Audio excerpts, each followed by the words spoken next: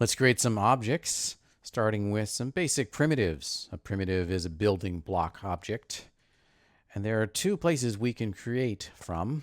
There's the Create menu, and we can go into Standard Primitives and choose one of these, such as Sphere. Or we can go over to the Command panel. And the default panel is Create. It's got a plus sign. And below that are a bunch of categories of objects. The default category is Geometry. It's indicated by a little circle. And in this context, geometry means an object. And the default type of geometry is standard primitives, but you can see there are a bunch of categories. We'll stick with standard primitives for now. And we can create an object by clicking on the appropriate button. That will enter into a creation tool. The default tool is Select Object, as seen on the main toolbar. When we click on one of these buttons, we're exiting out of the Select Object tool and entering into the object creation tools, such as Sphere. Click on the Sphere button, and then just click and drag in the viewport to create a sphere. As long as this button is on, you can create more spheres. Just click and drag and make a bunch of spheres. Notice they all have random colors assigned. If we want to stop making spheres, we'll need to enter some other tool. And that's not done by clicking on the button again. That's just going to re-enter the same tool. We need to exit this tool. One way to exit the tool is to go back to the Select Object tool. Just click on the appropriate button on the main toolbar.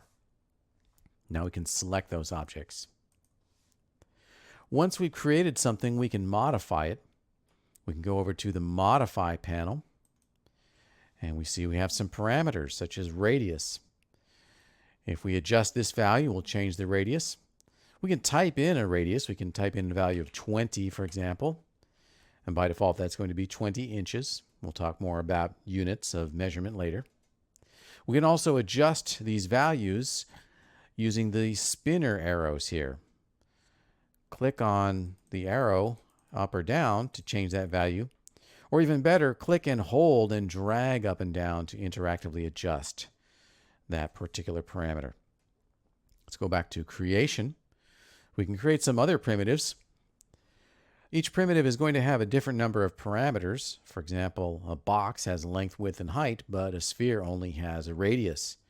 If we want to create primitives interactively, we need to click and drag in very specific patterns in order to create an object that has meaningful dimensions. For a box, that process is as follows. We'll enter the box creation tool, click and hold the mouse button down and drag, and you're setting the footprint. And you can see in the right-hand panel, we have length and width parameter values updating. Release the mouse. And then without clicking and dragging, just move the mouse. I'm not holding the button down. I'm just moving the mouse. And then when I have the height that I want, I can click, and that will end the creation of that particular primitive. So each one of these is going to have a slightly different process. For example, we can go over to torus, a donut, and the process for that one is click and drag to set the first radius. Release the mouse to set the second radius, and then click to end creation mode. Another way we can exit out of object creation is to simply right-click anywhere in the viewport. And that's going to send us back to, in this case, the Select Object tool, because that was the tool that I had active when I entered into creation mode. I'm going to select all these, drag a big selection rectangle around everything, and delete them by pressing the Delete key on the keyboard, because I want to show you there's an alternate way of creating objects where we can enter in numeric values. And if you're trying to create an object at a specific place or with specific dimensions, this might be helpful.